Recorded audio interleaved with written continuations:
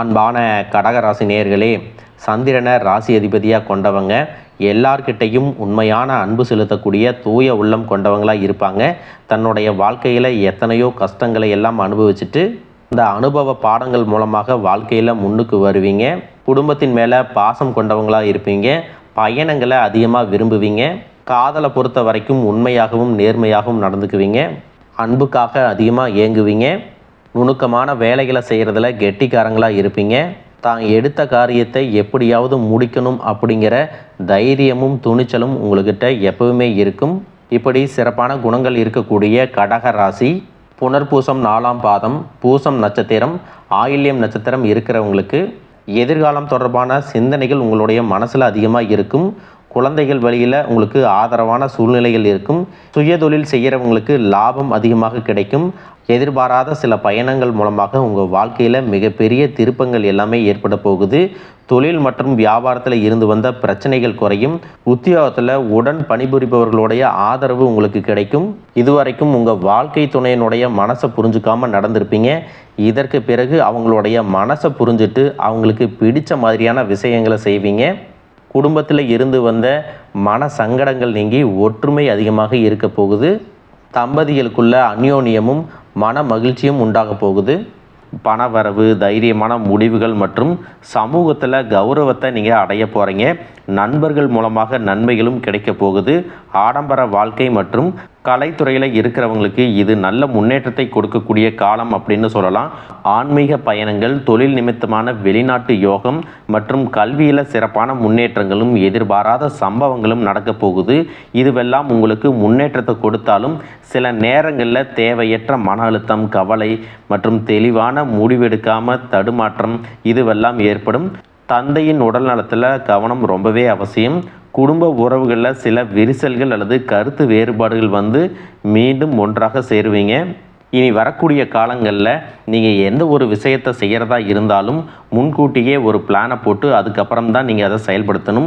தொழிலில் கூட்டாளிகள், பங்குதாரர்கள் இவங்க எல்லாம் அவசியம் அப்படின்னாலும் சரியான திட்டமிடுதல் உங்கள்கிட்ட இருந்து தான் வெளிப்படணும்.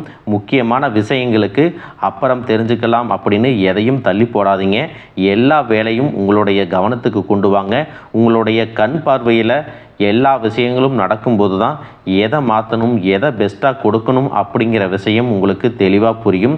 இதன் மூலமாக உங்களுடைய தொழில் மற்றும் வியாபாரத்தில் மிகப்பெரிய முன்னேற்றம் ஏற்படும். பொருளாதார வளர்ச்சி அபரிமிதமாக இருக்கும் அப்படிங்கிறத நீங்கள் ஞாபகம் வச்சுக்கணும். நண்பர்கள் மற்றும் சொந்த பந்தங்களுடைய ஆதரவு உங்களுக்கு எல்லா இடத்துலையும் கிடைக்கும். தொழில்நுட்ப விஷயங்களுக்கு அது சார்ந்த அனுபவசாலிகள் மற்றும் திறமையான வேலையாட்களை பயன்படுத்துறது ரொம்பவே முக்கியம். உங்களுடைய தொழிலை விரிவாக்குவதற்கு வெளிநாடுகள் மற்றும் வெளியூர் பயணங்கள் போகிற மாதிரி இருக்கும். நிறைய ஒப்பந்தங்கள் கையாகும்.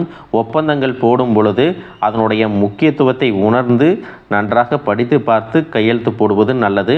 புதிதாக சேரக்கூடிய நபர்களை நம்பகத்தன்மை இல்லாமல் எந்த ஒரு பொறுப்புகளையும் கொடுக்க வேண்டாம்.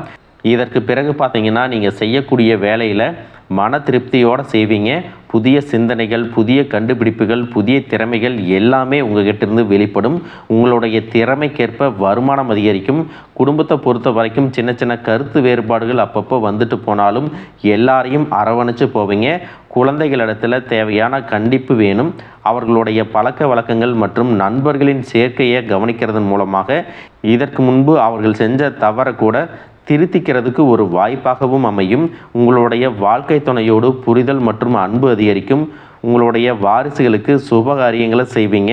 குடும்ப பொறுப்பில் இருக்கக்கூடிய பெண்கள் உடல் ஆரோக்கியத்தையும் கவனிக்க வேண்டியது அவசியம். தேவையான இடத்துல மட்டும் பணத்தை நீங்கள் செலவு செய்யணும். ஆடம்பர பொருட்களுக்கு அதிகமான செலவு செய்கிறத குறைச்சிக்கணும். படிக்கக்கூடிய மாணவர்களுக்கு பார்த்தீங்கன்னா கல்விக்காக எடுக்கக்கூடிய முயற்சிகள் எல்லாமே கைகூடும். தேர்வில் நல்ல மதிப்பெண்கள் பெற்று தேர்ச்சி அடைவாங்க. விளையாட்டு போட்டிகளில் பரிசுகள் கிடைக்கும். பெண்கள் தங்களுடைய ஆசைகள் மற்றும் குடும்பத்திற்கான தேவைகளை எல்லாமே பூர்த்தி செய்து கொள்வாங்க. நீங்கள் சாதாரணமாக உங்கள் கடமையை செய்யும் பொழுது உங்களுக்கு பாராட்டுகள் கிடைக்கும். உங்கள் வாழ்க்கையில் புதிதாக வரக்கூடிய நபரால் உங்களுக்கு பொருளாதார உதவிகள் கிடைக்கும். நண்பர்களாக இருந்து பிறகு குடும்ப உறவுகளாக மாறக்கூடிய வாய்ப்புகளும் இருக்குது. உங்கள் வாழ்க்கையில் எல்லாமே முடிஞ்சு போச்சு, இதுக்கப்புறம் என்ன பெருசாக நான் அனுபவிக்க போகிறேன் அப்படின்னு ஒரு வெறுத்து போன மனநிலையில் இருந்திருப்பீங்க. உங்கள் வாழ்க்கையில் புதிய அத்தியாயத்தை தொடங்கவும் சரியான வழிகாட்டுதல் மற்றும் அன்பு காட்டவும், உங்களுக்காக ஒருத்தர் இருக்காங்க அப்படிங்கிறத உணர்த்தவும் அவங்க இருப்பாங்க. உங்களை பொறுத்த வரைக்கும் தொழிலும் குடும்பமும் உங்களுக்கு 2 கண்கள் மாதிரி. இந்த 2 இடத்துலையும் நீங்கள் நினச்சது நடக்கலை, சில விஷயங்கள் தப்பாக நடக்குது அப்படின்னா, சரியான புரிதல் இல்லாமல் போகுது அப்படின்னா, உங்களுக்கு அளவுக்கு அதிகமான கோபம் வரும். நீங்கள் நினச்சது நல்லபடியாக நடக்கணும் அப்படிங்கிறதுக்காக உங்கள் மனசுக்குள்ளே நீங்களாகவே ஏதோ சாக்கு போக்கு சொல்லிட்டு சில தவறான முடிவுகளை எடுத்து ரொம்பவே மன அழுத்தத்துக்கு ஆளாகி இருப்பீங்க, நிம்மதியை தொலைச்சிருப்பீங்க. இதையெல்லாம் ஒரு அனுபவ பாடமாக எடுத்துக்குங்க. இதற்கு பிறகு இது மாதிரியான தவறுகள் மீண்டும் மீண்டும் உங்கள் வாழ்க்கையில் நடக்காமல் இருக்கிறதுக்கு சூழ்நிலைகளோட ஒத்துப்போங்க. 100க்கு 100 எல்லா விஷயத்தையும் மாற்றணும் அப்படின்னு நினைக்காதீங்க. முதல்ல ஒரு 30%, 40% மாற்றுங்க. அதுக்கப்புறம் 70%, 80%மாக கொண்டு வாங்க. உங்களுக்கான சூழ்நிலை கொஞ்சம் கொஞ்சமாக மாறும். எடுத்த உடனே 100% எல்லாம் மாறிடணும் அப்படின்னு நினச்சிங்கன்னா அது நல்லபடியாக நடக்கிற மாதிரி இருந்தாலும் கொஞ்ச காலத்துக்கு அப்புறம் உங்களுக்கு பெரிய பிரச்சனைகளை கொண்டு வரும். மனசுங்களுடைய மனசை புரிஞ்சுக்கக்கூடிய திறமை உங்களுக்கு இருக்குது. மற்றவங்க சூழ்நிலையிலிருந்து எல்லாத்தையும் புரிஞ்சுக்கிட்டிங்கன்னா எதிர்காலத்தில் உங்களுக்கு எந்த ஒரு பிரச்சனைகளும் வராது. நீங்கள் சொல்லக்கூடிய வார்த்தைகளை அவங்க தெய்வத்தோட வாக்காக நினச்சி அப்படியே கேட்பாங்க. எடுத்த காரியம் எல்லாம் உங்களுக்கு ஜெயிக்கும். உங்களுடைய லட்சியங்களை எல்லாமே சீக்கிரமாக அடைஞ்சிடுவீங்க. குடும்பத்தில் என்றைக்குமே சந்தோஷம் குறையாது. இது நாள் வரைக்கும் உங்கள் மனசில் இருந்த எதிர்மறையான எண்ணங்களை எல்லாம் விலக்கி வச்சுட்டு, இனி நான் நல்லா இருக்க போகிறேன், இனி என்னுடைய வாழ்க்கையில் நல்லதெல்லாம் நடக்க போகுது அப்படின்னு நீங்கள் முழுசாக நம்புங்க. கடந்த காலகட்டங்களில் நீங்கள் எதையெல்லாம் இழந்துட்டோம் அப்படின்னு கஷ்டப்பட்டு வருத்தப்பட்டு இருந்தீங்களோ அதுவெல்லாம் உங்களுக்கு திரும்பவும் கிடைக்க போகுது.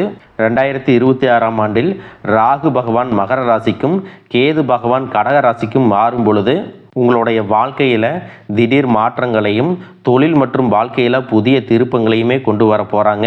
உங்களுக்கு விரைவில் உடல் சார்ந்த பிரச்சனைகள் எல்லாமே முழுவதுமாக நிவர்த்தியாகும். கடந்த காலகட்டங்களில் நல்ல வேலைங்கிறது கிடைச்சிருக்காது. குடும்ப கஷ்டத்திற்காக ஏதோ ஒரு வேலைக்கும் 10,000மோ அல்லது அதுக்கு குறைவான சம்பளத்துக்கோ பிடிக்காத ஒரு வேலையை செஞ்சுட்டு இருந்திருப்பீங்க. நிறைய படிச்சிருந்தும் 2 டிகிரி 3 டிகிரி முடிச்சிருந்தும் தகுதிக்கு சரியான வேலை கிடைக்கல அப்படின்னு மனசில் ஒரு குறையாக இருந்திருக்கும்.